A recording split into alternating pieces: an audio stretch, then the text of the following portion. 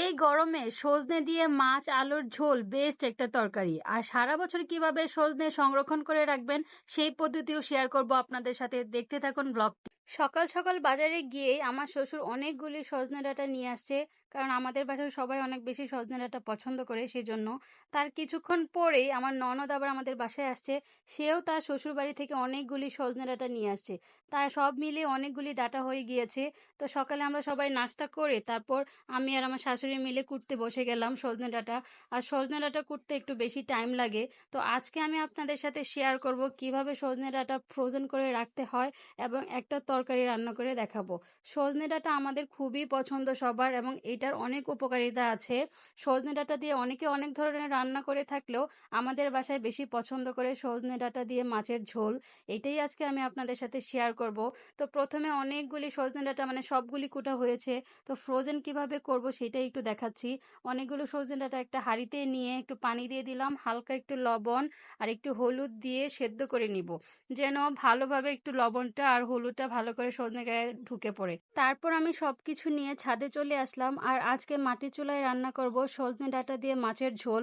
আর এটা খুবই পছন্দ সবার, আমার শাশুড়ির কাছ থেকে আমি শিখেছি, এটা আগে আমি পারতাম না। তো প্রথমে আগুনটা ধরিয়ে নিলাম মাটির চুলার, তারপরে কড়াইয়ে পেঁয়াজ কুচু, তারপরে একটু মরিচ কুচু এগুলি দিয়ে ভালো করে নেড়ে চেড়ে ব্রাউন কালার হয়ে আসলে সেখানে একটু পানি দিয়ে দিচ্ছি।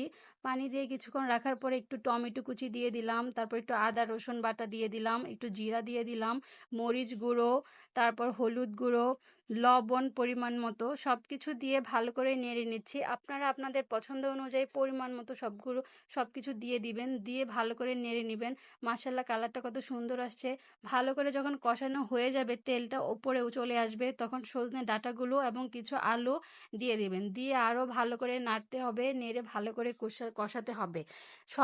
সজনে ডাঁটার অনেক ধরনের উপকারিতা আছে, আসলে এটা বলে বোঝানো যাবে না। আর এই গরমের মধ্যে এই ডাঁটার উপকারিতা বলে শেষ করা যাবে না। তারপর এটা কষানো হয়ে গেলে সেখানে ঝোল দিয়ে দিলাম, অনেকটুকু পানি দিয়ে দিচ্ছি, কারণ এটা অনেকটা ঝোল ভাবেই রান্না করা হবে সেই জন্য।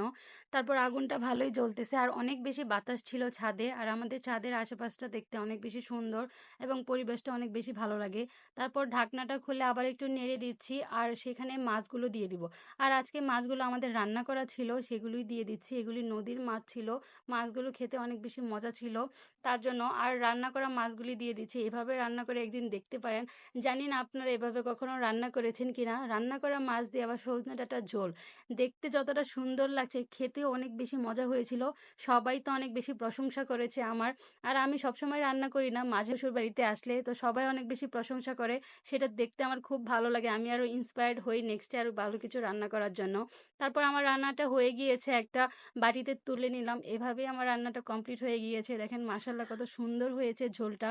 আর এদিকে নিচে এসে দেখি আমার শাশুড়ির ফ্রোজেন করা সব কিছু কমপ্লিট হয়ে গেছে, পুটলা করে নিচ্ছে। ওই তো সেদ্ধ হওয়ার পরে আপনারা যতটুকু খাবেন সেই অনুপাতে কয়েকটা পুটলা করে নেবেন, করে নিয়ে ফ্রিজে রেখে দিবেন। এভাবে সারা বছর সংরক্ষণ করে খেতে পারেন। আল্লাহ হাফেজ।